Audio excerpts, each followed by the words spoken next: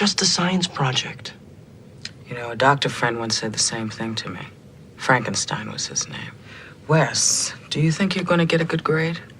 I always get an A. So did Dr. Frankenstein.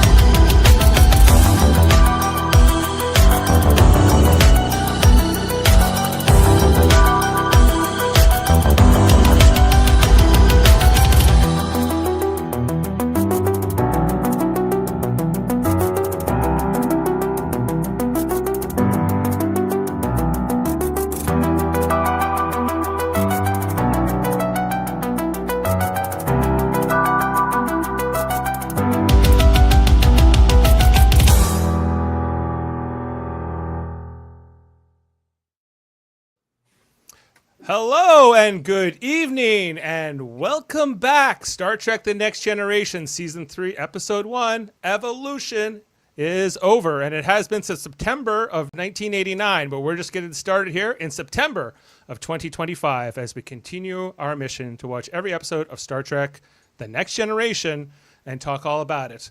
We've been on hiatus for 10 weeks as we've been covering Star Trek Strange New Worlds. And it's been an eventful 10 weeks, I would say, in the Live Long and Podcast world. But we're glad to be back talking about Star Trek The Next Generation. Glad to have our friend Sam back in the live comments as we are streaming here live on YouTube, Twitch, Facebook, and you can also be listening to us on audio version. This was not the first episode of Season 3 that was filmed. Okay, good to know, good to know. But let's get into this episode. I'm Dave Mader. And I'll be your host for tonight. And we are talking about evolution, as mentioned. A stellar explosion looms. Nanites take over the ship. And Wesley's science fair project might just be the dawn of a new civilization.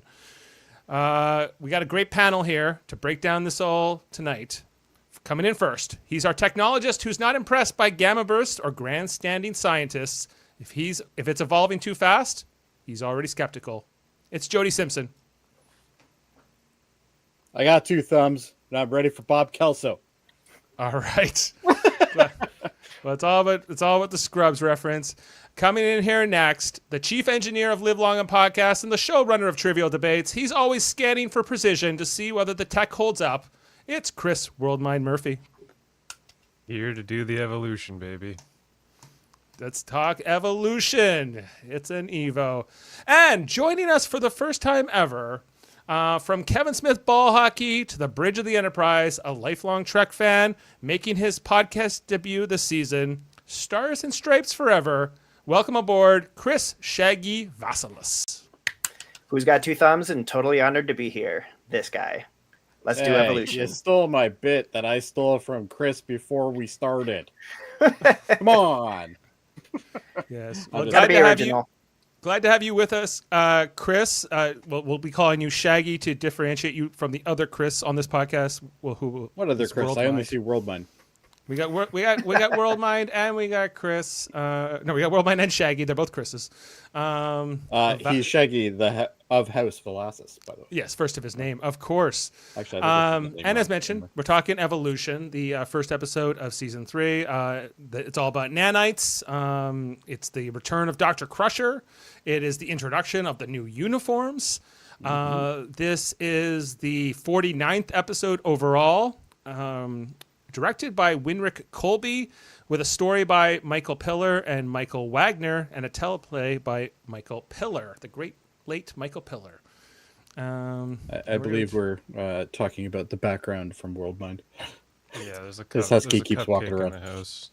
Yes, he's an honorary member of the podcast. She or he? Or she, actually. It's a she, yeah. Yeah, sorry. She's a part of Cetacean Observations. Yes, and Ken Jenkins from Scrubs and some other things. He was also a guest star on Star Trek: The Next Generation as well. He's in this episode. Long before he did Scrubs, I guess. All right. Well, Jody, how was this episode for you? I love this episode. The only thing I don't like about it is Wesley. But just his whininess throughout the whole episode is just terrible. But past that, I love the episode. I like even the concept of the fact that like this star is sucking up the atmosphere and whatnot and the debris from the other planet and stuff like that. I thought that was cool too. So solar matter, yes, solar matter, this binary star system. Yes. Yeah, and like I guess this whole idea of nanites, these small little machines. And this is fresh for like 90. What is this? 89. It's 89. 89 still. Yeah. Shaggy was not even born. Shaggy wasn't even born. Unbelievable. Jeff Mater was only like 3 weeks old when this episode came out. We were talking about little tiny micro machines, tiny little of robots, the micro machines, nano variety. And on top of that, Shaggy then gets conceived eventually, and from there we're good to go. Right. He missed the Just whole evolved 80s. from there. Yes. We got nanites, and then all of a sudden Shaggy showed up. Yes. Doctor. So Sam in the comments talking about, of course, Dr. Crusher is in and Pulaski is out, and Pulaski will never be talked about again, never referenced again, never not in just the the Next Generation, but in all of Star Trek across the board. It's quite incredible. You'd think like Riker would even bring her up at least once. I'm fairly certain Lower Decks mentioned her at some point. Did they? Right? Yeah, I don't think so. I think she gets banished to never referenced again. I'm gonna find that out right now. I thank you for your service, Dinah Mulder, and I think she did the best she could with what she was given under the circumstances. And so that's the end of her. But I guess a certain amount of time has passed between the end of season 2 and the beginning here of season 3. At least a few months. And a summer. A summer, perhaps. Yeah. Let's go to you next, Chris. A lot of people say this is when Star Trek: The Next Generation season 3 it really gets going, and maybe this is the start of that all. How is this one for you? I'll be honest, it's been a minute since I've seen it. I was meaning to rewatch it for today, but the day got away from me. From what I remember, it was a good startup. I remember being shocked by Kelso being a special guest star, and I just had this thought, what if this is a prequel to Section 31 movie? What if those like little nanite creatures in Section 31 are actually created by Wesley? Well, it would be a sequel because Section 31, the movies, takes place before. But we've watched Strange New Worlds, and we've learned that time is not cyclical or anything. The cause and effect, and everything's backwards, and it's all timey-wimey, up and down, and nothing matters. Well, I don't subscribe to that kind of thinking, but that's my old school Star Trek way, I guess. Okay, I want to get to Shaggy. Shaggy, how was the rewatch of this episode for you, and what are your feelings overall?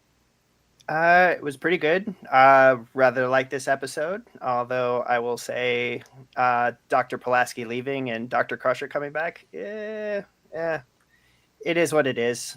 But are you happy or sad? I saw you giving a thumbs down to Pulaski, so I guess you're pleased. I love Dr. Pulaski, so her not being there kind of sucks. So okay, you're a Pulaski stan. I didn't realize this. I am. And I don't think I prefer Crusher, but like Pulaski I think did a good job, and she was a good character while she lasted. We're sorry that this is going to be Shaggy's last appearance. Pulaski is a polarizing figure, and so you either love her or hate her. It feels like there's not too many indifferent to her. Hey, Brandon in the comments, he's saying, "What's up? Season 3 premiere. How are you liking seeing Dr. Crusher back?" It was nice, it was great to have her back after a whole season of her feeling absent. She's such a she's just part of Next Generation, and you kind of forget sometimes that she's not there for season 2. Or she's, and sometimes I was thinking about Wesley, right? Because Wesley is not considered to be one of the core 7 of Next Generation, but he almost has like as many episodes as Gates McFadden does, and like he's the, pretty the much. core 7 are right there. Well, I know, but Wesley is considered outside of that, right? Yeah, that's why he's not in that picture. Because he kind of gets Crazy. fired basically at the in the middle of season 4 or 5, I think. Yeah. I think it's 4 when they send him off. Well, to Will the Wheaton academy. was also doing, movies and stuff as well. Right, and there was a whole blow up with him and Rick Berman, Yeah. midway through, and that's They all should be nicer to Will Wheaton. Everybody should be.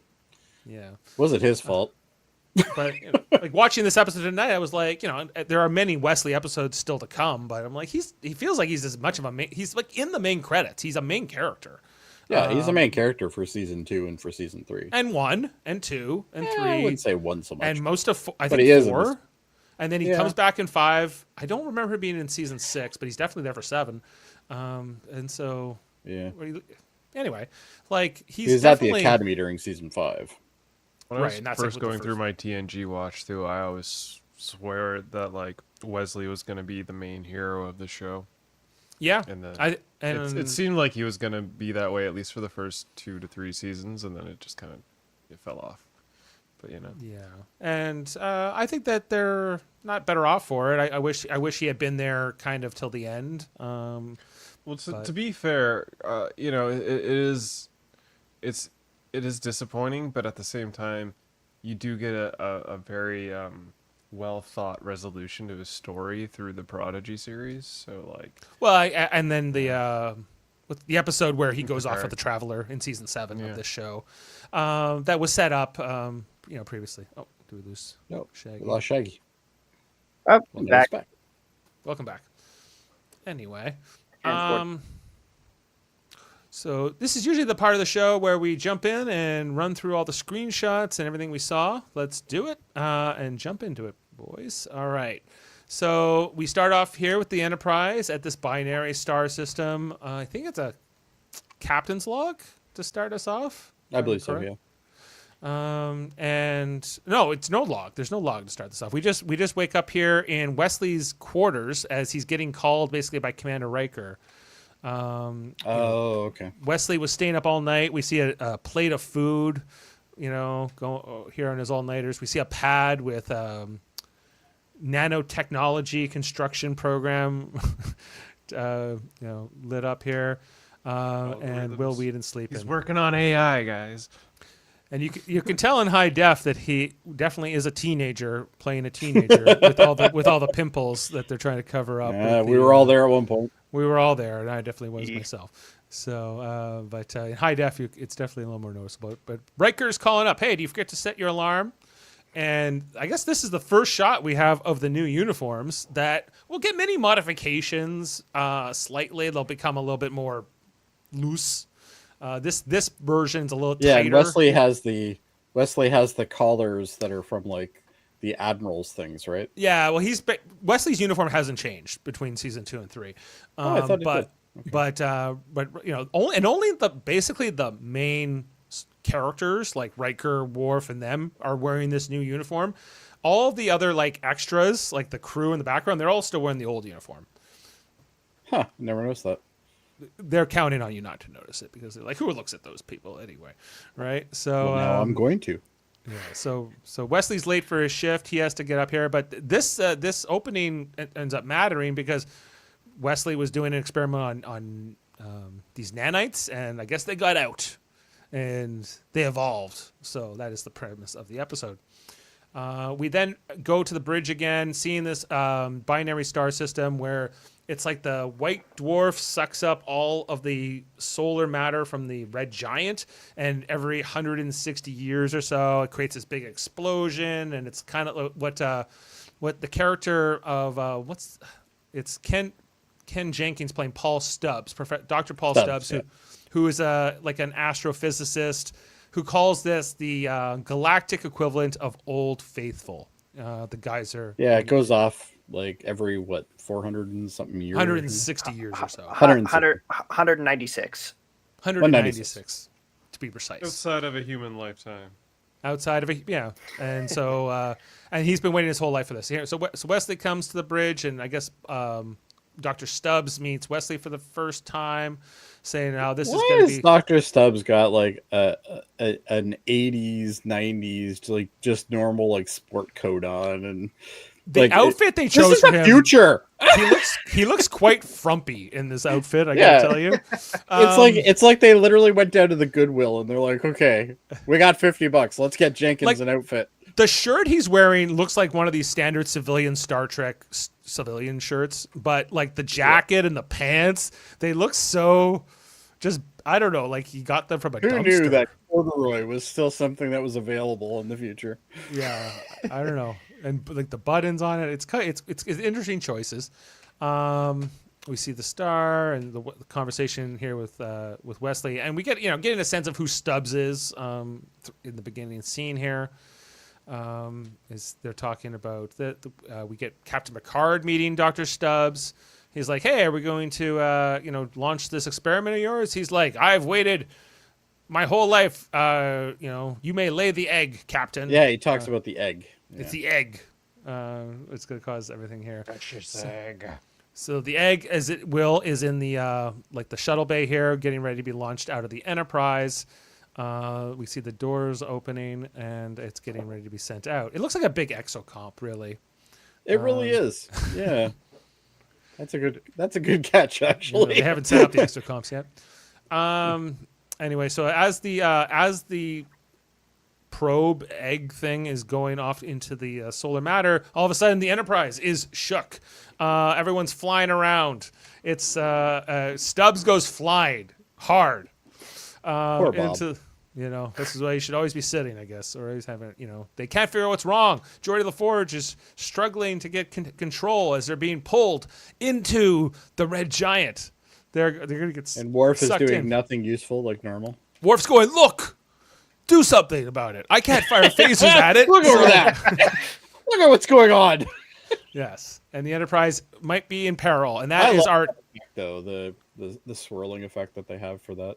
Yeah, it looks cool. Like, I think that these are some updated special effects. for the Yeah, I Blu-ray. don't think the original run had this. looked this good. Yeah. Anyway, so that is our teaser section for the episode. What is going to happen next? Good teaser though. Yeah, it's not bad. We got a couple what ifs going on already. Want to note Gates back in the credits again. So nice to see that. Yay. And we get our title card here, Evolution, as the Enterprise is still in peril. They're trying to get control. Data doesn't have a lot of answers. Geordi doesn't have a lot of answers. Jenkins, Worf Stubbs, says I mean. keeps looking at it. Yeah. Yeah, Stubbs is having a rough time. And I think Geordi's eventually has to do like a manual override just to give a little bit of impulse control so that the ship can reverse. But there's still some momentum pulling them in. So is it just me that whoever is running the course corrections and everything on the Enterprise, which I guess in this case is whoever the helmsman is right now, which is probably Wesley. But also why are they always so damn close to things? Well, they think they can get away. Like, we already know that their viewer can do 18,000 zoom, right? So it's like they don't. Presumably, need to be they have to be close enough to launch this egg thing. As a photographer, Jody, I can say sometimes you can never get too close. You gotta you're framing, but you want to get in there. And even though you have 100 times zoom on the digital artifacting, if you get in there and you're using the 10 times zoom, though, you're gonna get crisp. This is a starship, not a damn camera. It is exactly what it is. It is this camera. What are you talking about? That's half of its thing. It's out there to look at thing and take pictures. What do you mean? It's a Brace for camera. impact, everyone. We're about to hit the solar matter. They don't fly the plane in accordance to how they can frame the view screen. Like, that's not how they do it. Really? Why do you think they're always in a level plane with every ship when they're in space? They should be like this on every there's ship. a universal agreement to what plane everybody's going to be on. They've all established Because that. it's all framing. It's framing. They want to make sure This their way is view up. screens are framed This way properly. is up, yeah. Anyway, so Stubbs is taken off to sick bay after this. Data says our sensors say that nothing happened. There was nothing wrong. There's no log of an error. So Picard puts Data on the job. We then head down to sick bay where we get Dr. Crusher back. Now, the fact a that lot of wounded people for a couple people just getting jolted around. yeah, I guess so. Now, the fact to me that Stubbs here is on his stomach as they start the scene here in sickbay indicates to me that like this is like when you go to a proctologist. I think like this is the way you would be like layered. And No, he'd be on his side Or in a maybe baby, he's feeling nauseous baby because tucked he's- position. He's got motion sickness now. right. Well, did something go up there? Is what I'm wondering. In the process, of getting Probably thrown an up. alien probe. Probably Let's a move probe. on. But this is our reunion here of Dr. Crusher and Wesley Crusher on screen as they are tending to Stubbs' butt. Well, They're Dr. tending Crusher, to more his specifically. back. He threw his back out because he threw himself so violently against the carpet. Right. Against the carpet. He's got a major rug burn on his knees. Stubbs also makes some comments here to Wesley about his own mother being a formidable scientist in her own right and having written a bunch of papers and books that Wesley's partly read. But saying that, Stubbs saying, I definitely would not want to work with my mother, despite them both being renowned Federation scientists. He's not wrong. So, Poor Anyway. Wesley really does Working get the in a shaft. family business, some days are better than others when you work with your mother or father. So I totally Sure. get it. just try Yeah. curling with them. So Yeah. it's a whole thing. Try curling with the family themselves. Yeah. Sometimes we Just win try championships, Christmas. though, Jody. So, We do win champions, though. Yeah, that's true. Anyway. So anyway, I'm kind of yada in the scene, and then afterwards, Dr. Crusher, she explains she's been at Starfleet Medical. That's like the in-universe explanation of why she's been gone for the last year. But she's back here, and then the Look at that replicator. walk. She's like, I That's a got walk. my collective bargaining agreement. Woohoo! Yeah. She walks over to the replicator, or she calls it a food dispenser, specifically. And she says, what it does. what's wrong with the food dispenser? The computer's like, nothing. And he's like, well, turn it off because it just keeps replicating more and more juice into this glass or whatever this liquid is. And this is supply of juice. Sounds good. Yeah, turn it off. So, get that, She's actually thinking in the back of her mind, she's like, I came back to this shithole ship. This thing isn't working now. My Starfleet fucking Medical is son's like here. primo. He's Yeah. probably got something to do with this. She just wanted some prune juice, and this is what she gets. She's weird like, drink. fucking Something Worf, going wrong always every drinking week. all the prune juice.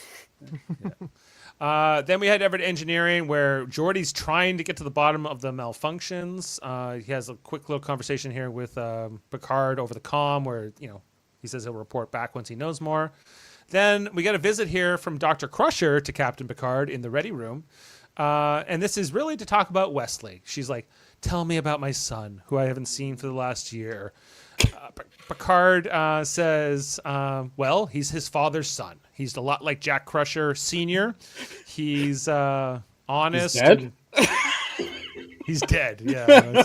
So, but, and watching this scene today, watching this episode, and them talk about Wesley as, Picard being this kind of surrogate father to Wesley, and the fact that we know from Star Trek Picard, spoilers for Star Trek Picard, that Picard and Dr. Crusher did have a son of their own, also named Jack Crusher, that they didn't quite raise him together, but they probably would have been pretty good parents, good at different things, because there's one part where Dr. Crusher says, like, tell me about like what he likes to do for fun and what, when he's not working, and Picard doesn't know anything about this. He's like, fun, what's that? what? He's a great I don't do officer. that. He does his job, and that's what That's I it. care Go about. talk to Riker. He knows what that's about. Right. So they're talking about those kinds of things and getting to know him more. But she's feeling a little disconnected, I guess, is kind of the main point of the scene. Are the badges different in this season too? Nope. I thought they were more raised or something, but I don't can't think so. remember. They look the same to me. Right. I'm still trying to figure out what this pleating is on the uniform, like in this particular version that has like. It's hard to see here, but there's these sections. Maybe that's how it was assembled originally. It eventually goes away.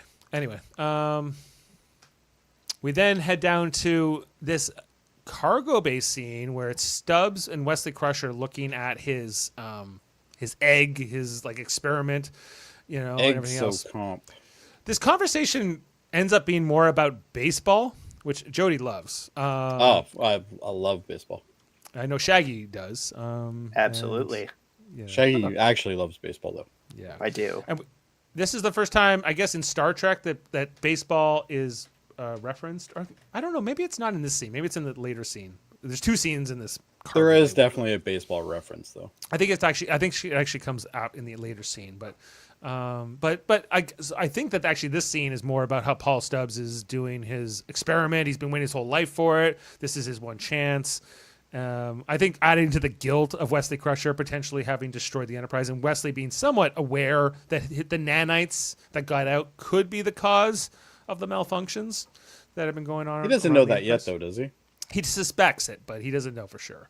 But I think this is to establish. I know eventually he's scanning 10 forward. And there was that opening scene on the bridge with Stubbs and Crush and Wesley, right? And then there's this scene, and then they'll come back later on. I think it's to establish that Wesley has some affection for Stubbs. The other thing I do remember too from this scene was that Stubbs is talking about the fact that he is a Wunderkid, a German term for like basically a prodigy, and that Wunderkind, and that Stubbs and Crusher might be sort of Wunderkind together in a sense, kindred spirits, noticing some of those similarities between them. I would also say that Stubbs reminds me a little bit of Dr. Daystrom. Daystrom was a Wunderkid as well. Wunderkind, yes. Yeah, so I guess these brilliant minds that go off and do the things. And we know that the Traveler referred to Wesley in this way, saying he was kind of like the Mozart, right? Like it's being something like that. Okay, then back up on the bridge. They're getting ready to do... Oh, no. Now I remember the scene. This scene is where are you sure, Mr. Worf? Are you sure? He's like, yes, sir, I'm sure. There's a Borg cube right over there right now. And they're like, that's what the sensors say, right? But then they go to look. They go to for red alert, and all of a sudden, there's nothing there. And Worf's like, I think I might have got this wrong. The look. Well, he is Worf. The look that LeVar Burton gives to Worf here is the best. It's amazing. I'm like, he's like, you are the stupidest dipshit Klingon we have on the ship. It's just like, did we just go to red alert over a Borg ship? Actually, what he's actually thinking is, God, do I miss Tasha? God, do I miss her? She was at least a competent security officer. Right. Well, Picard is annoyed by this whole thing, but he doesn't get too upset at Worf. Says, "You're telling me this is another one of these malfunctions? This is a bunch of BS." Picard's like, we need our computer systems working. Then we see the turbo, the doors on the observation lounge keep opening and closing, and things are going a little crazy. And so Picard orders Jody to go to engineering and try to fix this, and he says, "Worf, go with him." For what? So if Geordi dies in the turbo lift, they get rid of the other problem. That's the whole point. In case somebody tries to shoot Geordi on the way to engineering? Is this what the idea is? No, he's like, you are so useless where you're standing. Go be useful somewhere else. I think you're right about that. Because it doesn't make sense. Why? No, there's no sense at all in this. Why Worf has to go with him. He's like, make sure Geordi doesn't die. Can you at least do that usefully? Well, there was that episode we watched in season 2 with the Iconian Gateway, remember? And Geordi was trying to get to the bridge, and it kept throwing him around. So maybe they're worried Geordi's gonna get thrown around the turbo lift again. This guy just gets thrown around all the time. We have to have somebody to catch him. Yeah. Anyway, so we then have a transition to the observation lounge where they're having a meeting talking about the whole issues, and all of a sudden, Counselor Troy makes her debut in the episode, as I guess she was dealing with Stubbs on the outside, maybe on the bridge or somewhere else. He wants to talk to you, Captain, and I guess I couldn't keep him out of your office, so here he comes. He's the main focus of the mission they're currently on. Mm-hmm. Why would he need to bug the hell out of everybody to get in there? He should be part of it. I think that that's probably because Picard was like saying like start like bridge officers only kind of thing, and I get, you often get the idea, not just with Picard, but going back to original series and other shows, that Starfleet captains get annoyed with civilians who overstep and don't take into account the dangers that a starship faces. But there's a bit of a snobbery, involved here. Anyway, but you're on the starship, so you're gonna die anyway, so it doesn't really matter. But Dr. Stubbs is also kind of a big deal in the Federation. He's not. Yeah. He's not an unimportant person either. So Exactly. I'm more concerned with these chairs. Like, your posture must be terrible with those pillows. Well, it was the 80s. They didn't know. So True. So they're talking. Dr. Stubbs, he wants to go ahead with everything, right? But Captain Picard, he's a little bit more cautious. He's like saying Stubbs says he's willing to die for this mission, but Picard says, I think most of the crew is not. So I think if we took a vote, wisdom. which we're not going to, but if we did, I don't think he would win that vote. Yeah, probably not. Anyway, Counselor Troy tries to, I don't know, as Stubbs says, peer into his soul, which he does not like. And he's like, I will share the feelings I want to share out loud. I don't need you reading my vibes here. So that's... Well, he's not wrong. It's really intrusive. But the thing they keep telling us about Stubbs is Stubbs puts on this front, this persona, this overly confident, somewhat arrogant person, but it's kind of not really deep down who he is. But that's what I like about this character is he's putting on the show because he's got a lot of pressure on him. And, that's what he's doing right now, right? If he wants to be taken seriously, he should not dress like he's about to hitch a ride on a train somewhere or, looking. That's true, though, because if you look at that second layer shirt, it doesn't look like it's buttoned in the right order. He does actually look like he's a bit of a hobo running the trail. Everything about this vibe, other than, from the neck up, he looks like a normal person, but it's just everything else is kind of really frumpy. Anyway, so then he put him in leaves. a white coat. That would have been better.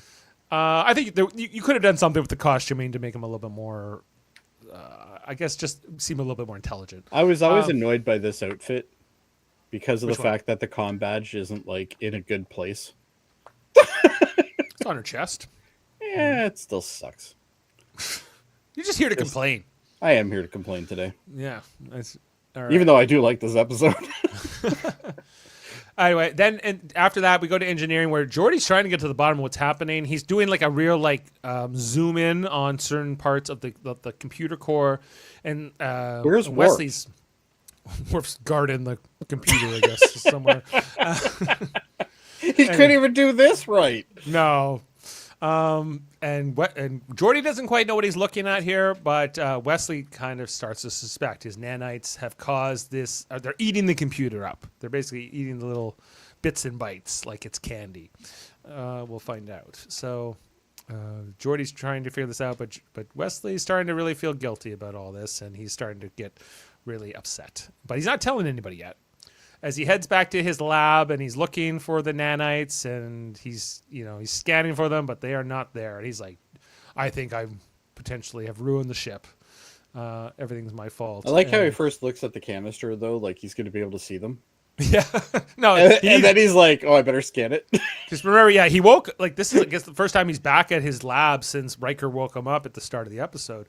So he grabbed the TV remote and he's like, I got to scan this. It's like a little TV remote, exactly. Anyway, so then he's looking around the ship. Now the ship's on red alert, so you're supposed to be in your quarters if you're not on duty, right? This was also kind of set up a little earlier. But I guess Wesley's idea was he was going to go around the ship setting little nanite traps, like he's trying to catch ants.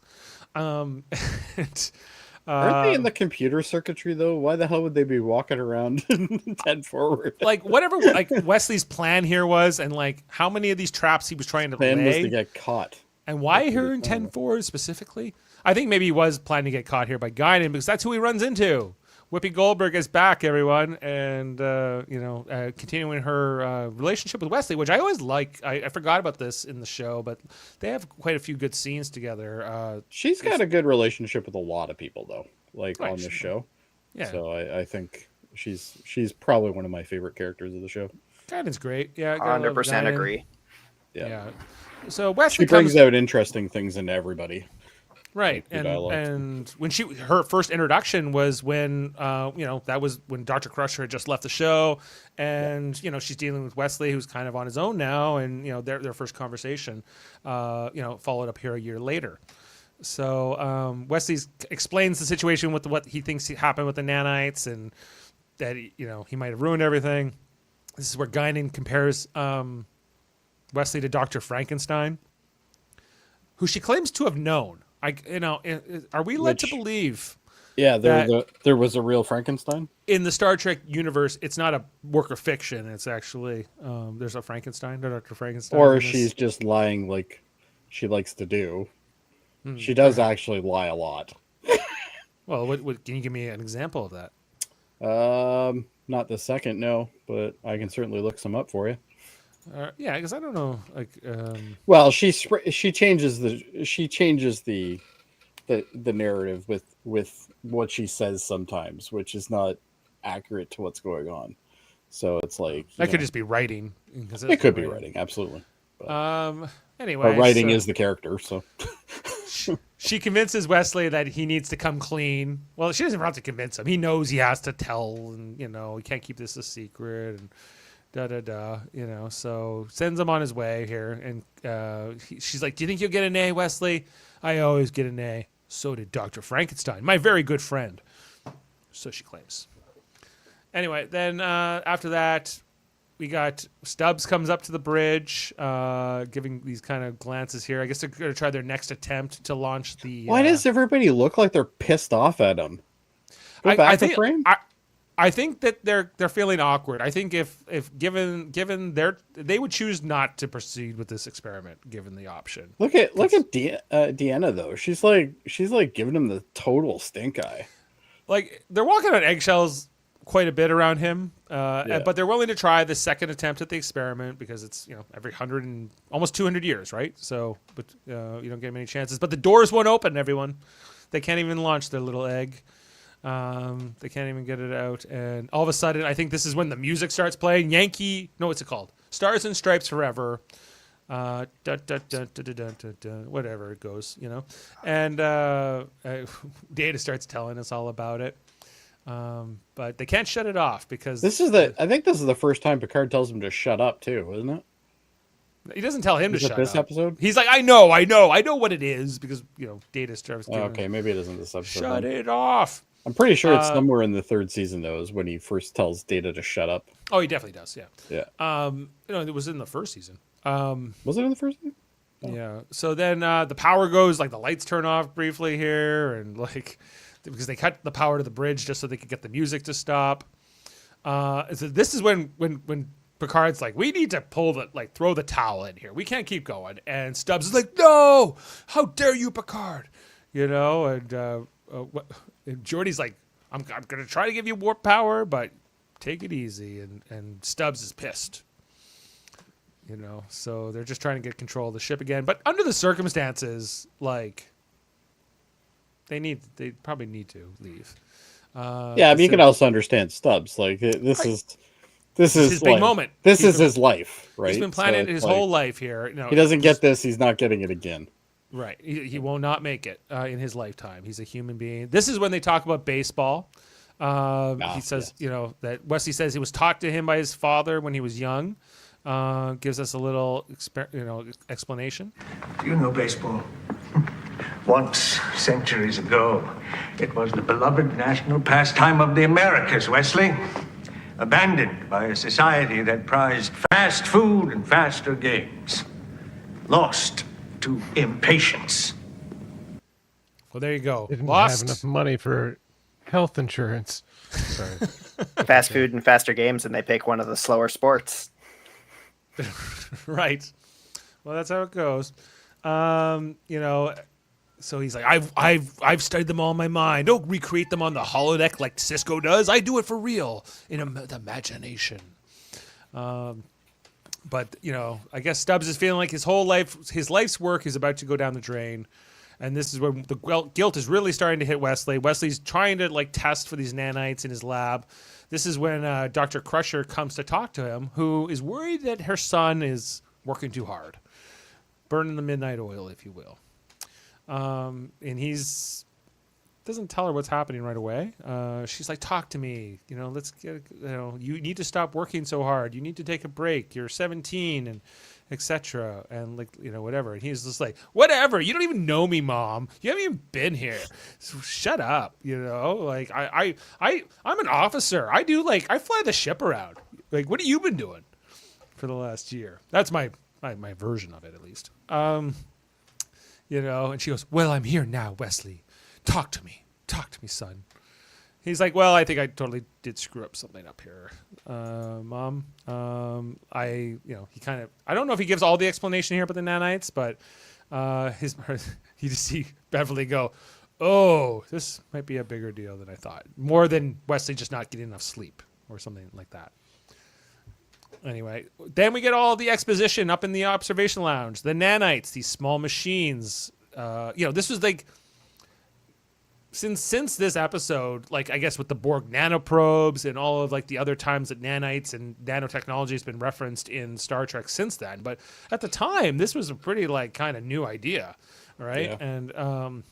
And still pretty cool to run through, and especially with them talking about it becoming a living, evolved life form. It's replicating and everything else. Stubbs very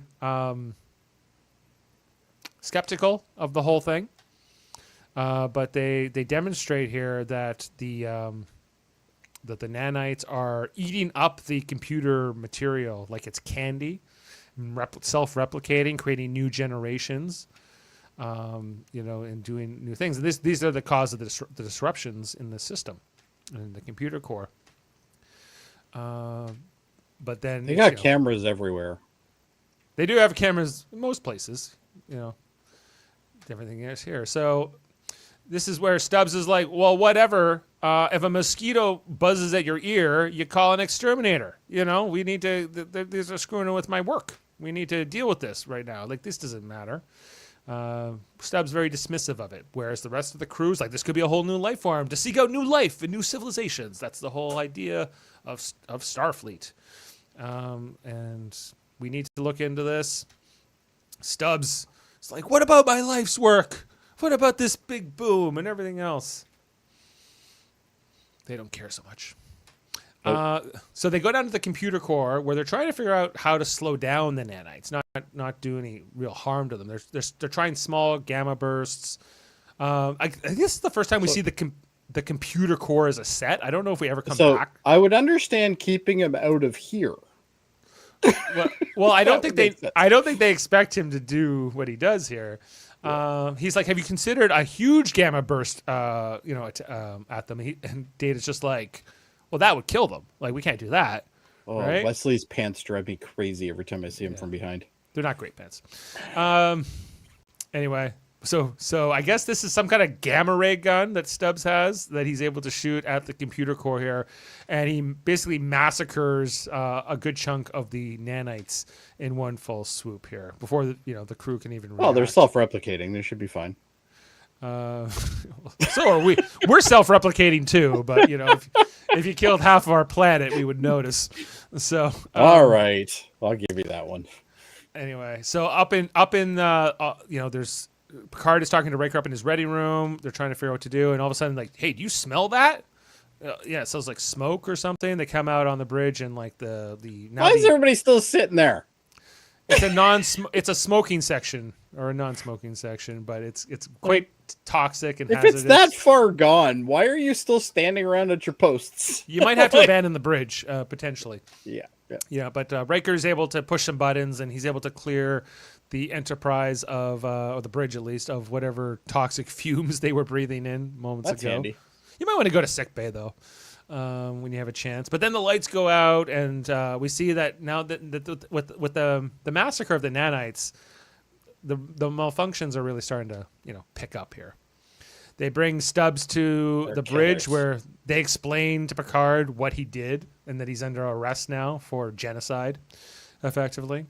And You haven't even established that this is an actual, like, these are actual entities that are, considered life. They haven't established it, but they suspect it. They have a hypothesis, at least. Anyway, so they're not too impressed with Stubbs. You're confined to quarters until further notice. And Data makes the point here to Stubbs. He's like, the fact that we are now seeing all these malfunctions and this kind of them fighting back is an indication that they are intelligent. And you may have just proven the point by killing them. He just got kicked off the bridge, and fucking Data's still giving him shit as he's leaving. Well, Data's sympathetic to the artificial life forms, which would make sense. Which Stubbs has to kind of chew on. Anyway, he's like, I would do it again, Picard. Let me have at her. So then Picard's like, okay, Data, I need a data solution here. I need you to talk to them or something. Can you talk to your friends that are eating the computer core? Can you talk to them? Can you talk machine to machine? Down in Stubbs' quarters where he's been confined, Counselor Troy goes to pay him a visit to talk to him about why he did what he did. But it's more really about why are you such a jerk? You're not really a jerk. I can sense your emotions. I peered into your soul even though you didn't want me to. Why is she doing this? I think just right now. I think that they're just looking for something for Counselor Troy to have to do in this episode. Yeah. So her assignment she can follow Worf around. She can follow Worf and say, "Why don't you do your job better? Why don't you do your job? Don't you know what a Borg cube looks like on sensors?" Anyway, but yeah, so I don't know. She's trying to get to the humanity here of Stubbs. Also want to mention this fish tank that Stubbs seems to have in his quarters. You don't often see that in most of the Enterprise's quarters. Looks like that old screensaver from Windows 98. It's a Windows 98 screensaver. That's right. Maybe. Anyway, so Stubbs is left to ponder this as Data is trying to establish communication with the Universal Translator with the nanites up on the bridge. And while he's doing that, he's dreaming about baseball in his quarters. Thinking about the greats. Thinking about the Washington Nationals, perhaps, Shaggy. Who knows what his team is. Just then, as he's dozing off to sleep, the nanites decide they are going to enact revenge on their version of Hitler, who committed the Holocaust against them.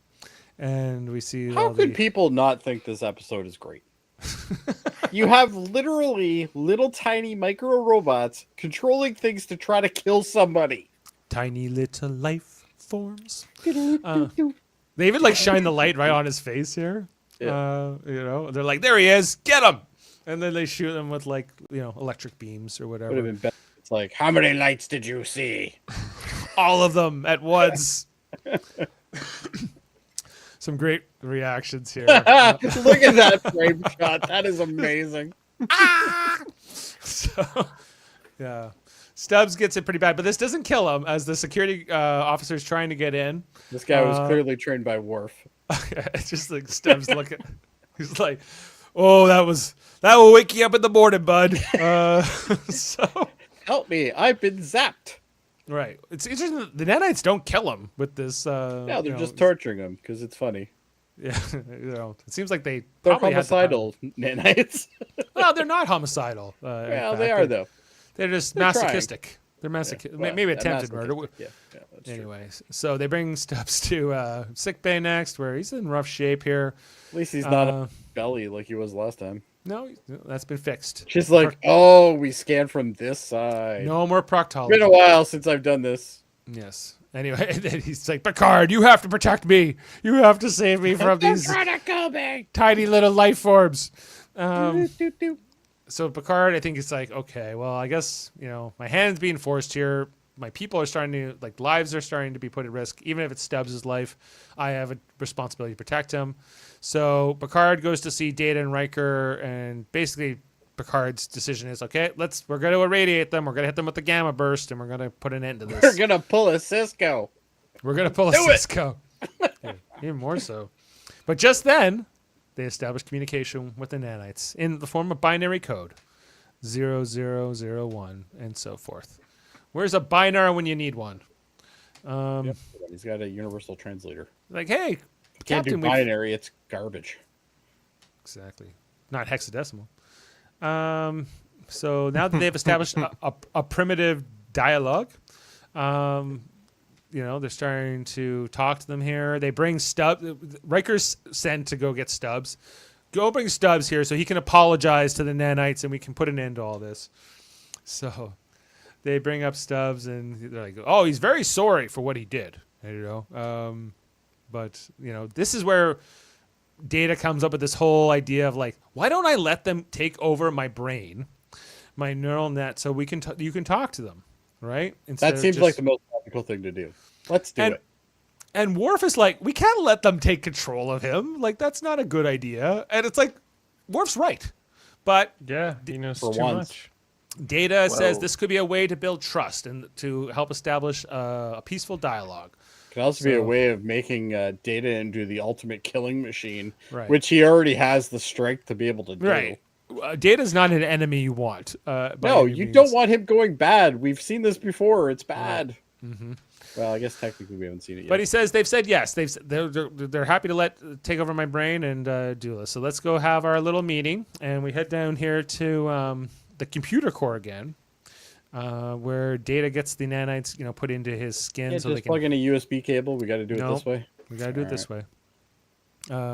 He's got little pores where the nanites are able to enter, and Brent Spiner I think does a decent job here trying to be the nanites, like trying to be very more robotic and machine-like. Who would have thought they would be like, "Hey, you need to be more robotic." He was like, "You are like." It was kind of like in season 2 with the ugly bags of mostly water, where they're saying like, "You're very strange looking." And Picard's like, "Well, we might be, but we've met even weirder looking aliens than us." So yeah, there's some really big uggos out there. Yeah, just have you seen that Klingon behind you? Anyway, the Shellyak are coming in next. Anyway, so but the nanites through Data are like, oh, we know who you are, Stubbs. We all talk about you around the nanite lunch table, and it's you're. I think at this point, I don't think Stubbs should be in the room. They probably should also not do this in the computer core. Yeah, it's interesting that they're able to put it together that it was him, but I guess they have access to the sensor logs and things like they could deduce this. So Picard basically brokers a peace here between them. Said like, there's been mistakes on both sides. Maybe we can let bygones be bygones and move forward here. And the nanites are like, sure. Why not? Why not? Why not? Good thing they said yes. They're like, no, this. I would have liked to see no. That would have been way more fun. Right, and Nope. we're not giving Data back. We're gonna keep this vessel. So, but the nanites say that they don't even need the help of the Enterprise crew anymore. They've even evolved past that now, but they find the ship too confining. Yeah. So Stubbs is able to use his diplomatic influence to find them like a new home, like a new planet. And the nanites also agree to help them like get this experiment going. Data's been restored, or so we're told. And everything starts to play out here as it was planned originally. We see the egg, as you will, heads over to the star. Stubbs into his work. He gets to, live out his life here and his life's work and his big dream is we get the big boom. To stroke his head too. Yep. So we get the big boom that he's been waiting his whole life, the 200 years almost for this to happen, and all of the data starts coming in. Stubbs he's like so thrilled. He'll be spending the rest of his life analyzing all this. Yeah. He can't even talk to Picard. He's so into it. Much like Wesley Crusher, couldn't stop working. Wonderkind. Anyway, so then another transition as we kind of wrap up the episode. Down in 10 forward, we got Guinan and Dr. Crusher sharing their first scene ever. As they've never been on screen before. I guess Dr. Crusher, or maybe Guinan is serving a plate of saltwater taffy to Dr. Crusher for some reason, or whatever those are meant to be in the plate there. Maybe they're just little snacks. They're grandma's candies. Just wafers. Pulaski probably left them there. This is Pulaski's old Werthers that she left behind. They live in first. They literally look like Before she left. saltwater taffy or something. I don't know. Double bubble. Anyway. Double bubble. Actually, they're just little small versions of the cubes that they ate on the original Enterprise. They're the food cubes. Food cubes. Yeah. Anyway, so they're talking about Wesley and the Dr. Crusher's trying to get more information on what Wesley's been up to over the last year, how to reach him. They're talking also about Guinan's children. Do you have any children? She's like, oh yeah, I have like many children, and one I could never get to listen to me. It took centuries to get him to come around. He wasn't a listener in a species that is a bunch of listeners. That was a particularly big conflict. So, the fact that Guinan is long-lived. I don't know if it was set up in season 2 that she was so long-lived, but they're really hammering it home in this episode. Just then, Wesley comes in to 10 Forward with a lady friend. Meaning with the other kids on the here on the Enterprise. Yes, one of those kids is a very somebody that we've dealt with before. Very young Who? Scott Grimes. Scott Grimes. Is he there? Is he present? Yes. He's one of the kids. Oh, he's he's the redhead? Yep. I assume. Okay. Interesting. Yeah, he There was is. uncredited in this episode. That'll be in Fun Facts, by the way. Oh, wow. Okay. He supposedly had Grimes. speaking lines, but it was cut. It was all cut. So, I don't know about those outfits that the kids wear, but that's okay. Wesley's the only one who kind of. At least you can see them. You couldn't miss them. Yeah. But just then, as Dr. Crusher is happy that her son is socializing and meeting a girl, then she's like, "Tell me everything about her, Guinan. I need to know. Is she okay?" And that is the end of the episode. Dun dun dun. She can't help but be a mom. As we close out. You can be many things, but if you're a mom, you're always a mom. Exactly. So that is the episode through screenshots and plot. Mm-hmm. Just to make sure we didn't cover it all. Jody, would you mind bestowing us with some fun facts? Some facts of the fun variety. That All would right. Well, be, we can try anyway. Well, let's see if they are. First episode where Chief Engineer Jody LaForge has been promoted to the rank of Lieutenant Commander. In addition, Worf, for some strange reason, has been promoted to full lieutenant from his previous rank of lieutenant junior grade. Oh yeah, that's right. They were both promoted. Yeah, and so LaForge only spent a year as a lieutenant before becoming a lieutenant commander. Yeah, he's competent. Impressive. There you go. All right, here's one for Dave. The debut of the new two-piece uniform design replaced the one-piece jumpsuit design uniforms used in the first 2 seasons. The entire cast vastly preferred the two-piece design over the previous costumes. Found in the new costumes were much more comfortable and, more importantly to them, easier to deal with when going to the restroom. Right, because you would have had to have gone unzipped and taken the whole thing off in the old uniform. Yeah. Additionally, several cast members found the old uniforms so tight and constrictive that their legitimate concern that the old uniforms would cause permanent bone and or joint damage over time due to how they are forced to walk and sit while wearing them. Right. Picard in particular. It turned into an HR problem, basically. Right. Yeah, it wasn't good because they were so tight that they actually pulled you forward. Yeah. So this episode also shows the first appearance of the new opening credits featuring the typical blue nebula. There we go. Don't know why I wasn't saying that one right. That one wasn't coming out.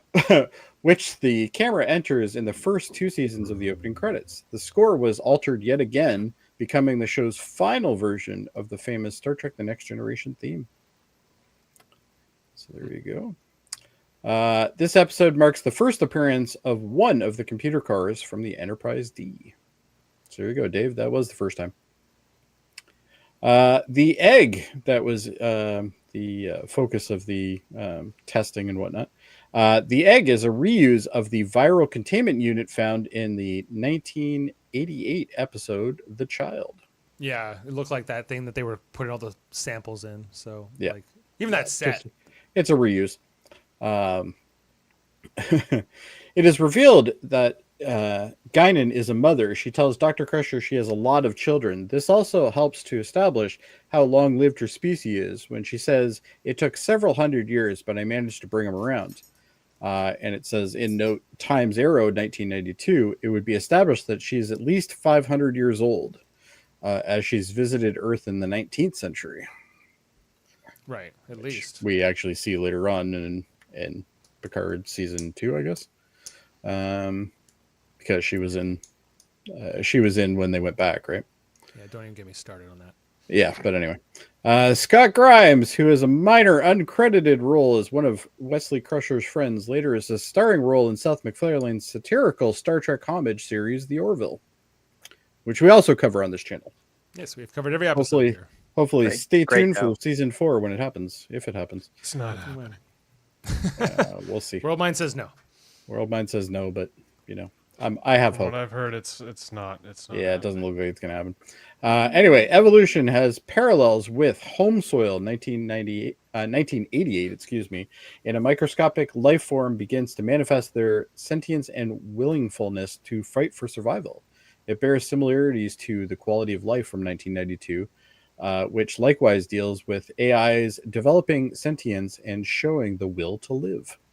So this was something that they ended up doing a lot in this series.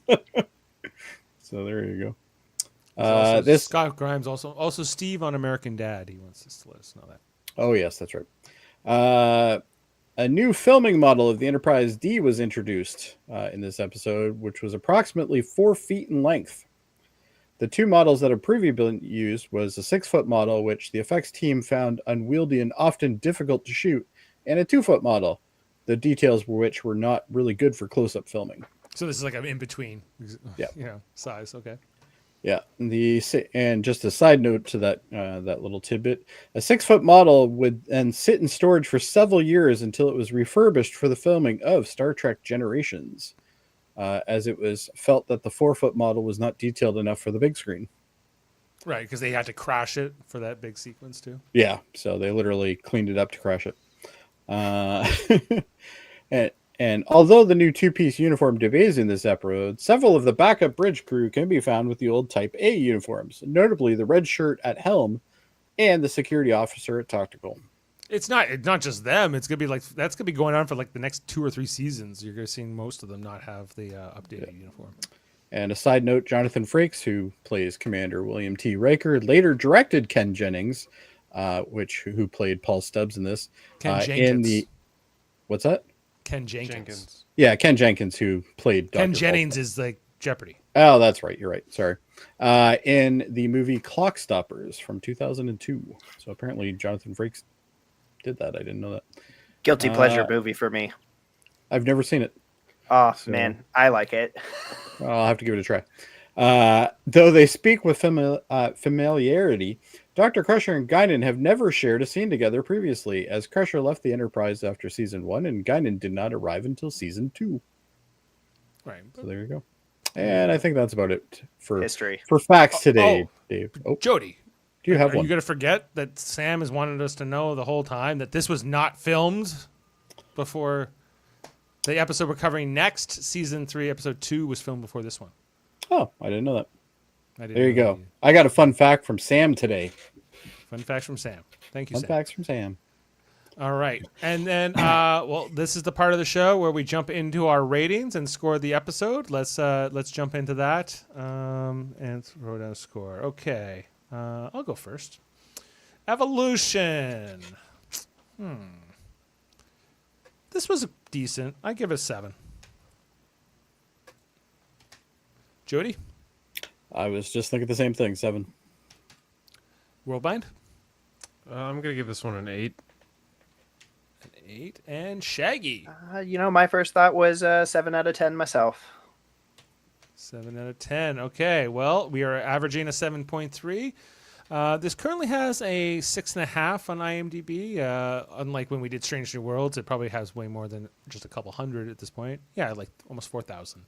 So I think we can all agree, though, Shades of Grey was definitely a crappier. This was an improvement on the previous episode, which was Shades of Grey. But not that that's hard, but not that that's hard. Exactly. That I don't think we're ever going to get as low as that again. But we'll see. I don't know. We'll try. What is the Federation from Strange New Worlds might be even worse than that episode. yeah. So Sam says he'd give it a 6. What is Starfleet? You mean that one? Ugh. Yeah, that's the one. Yeah. Yeah. I would say half of. This is still better than half of Strange New Worlds season 3. Yeah. Just looking ahead to next episode, we are doing season 3, episode 2 next, which was filmed before this one. It is titled "The Ensigns of Command." It features the Shellyak, and it's more about Data, really, this episode, while he's trying to evacuate a planet of colonists who don't want to leave. So we're going to get into that one next. Now, for that Is this next... the crystalline entity one? No. That happens later. Okay, never mind. Yeah. So Isn't that right the now one we where have... they reused footage of the oil creature. What's the name? Artemis. Armis? Artemis, sorry. Artemis. Yeah. Oh, the one that killed Tasha? I don't think it's a reuse. I don't believe.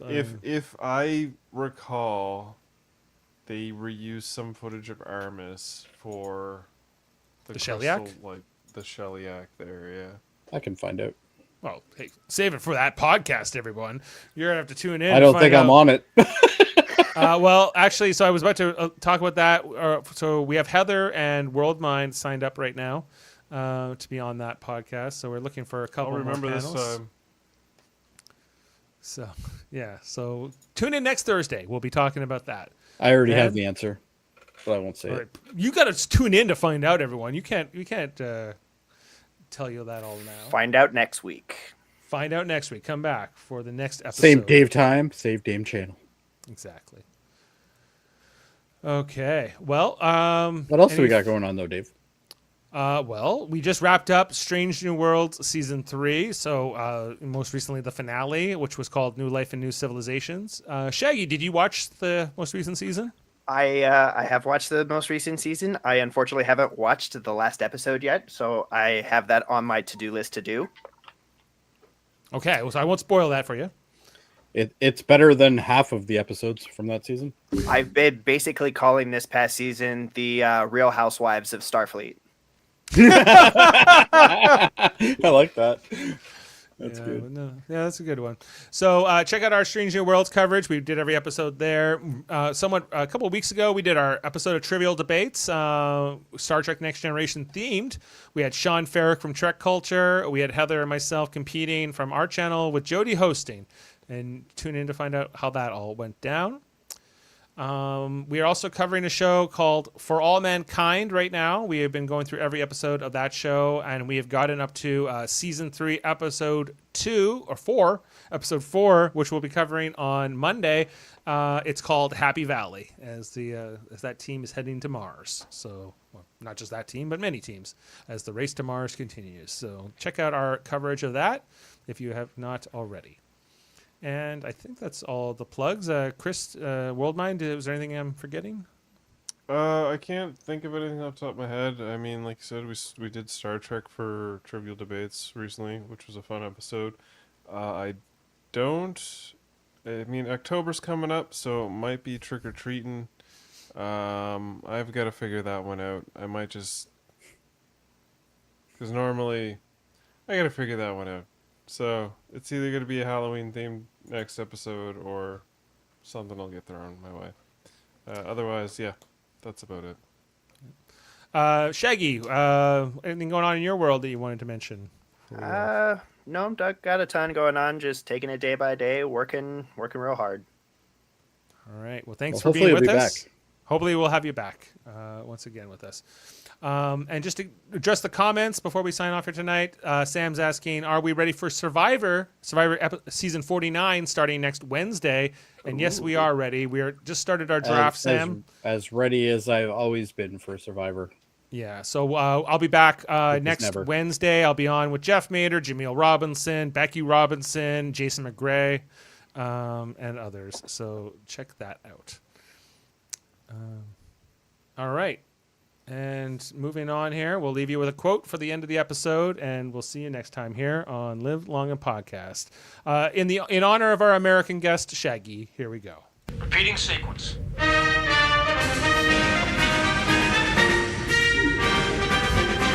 What in heaven's name? It is Stars and Stripes Forever, sir, by John Philip Sousa, an American composer of band music in the early 20th century. Yes, I know that. Computer, shut off the music. See you next time, everyone. Beam up some Star Trek content with Live Long and Podcast. A roundtable movie discussion with Hey, did you see this one? And movie reviews with Hold Up, a movie podcast. And take a peek into the darkness with Heard Noise, Must Investigate with Michael Chan. Watch us duke it out on trivial debates. And let's chat about TV with the Super Mater Brothers. It's all here on the United Federation of Podcasts.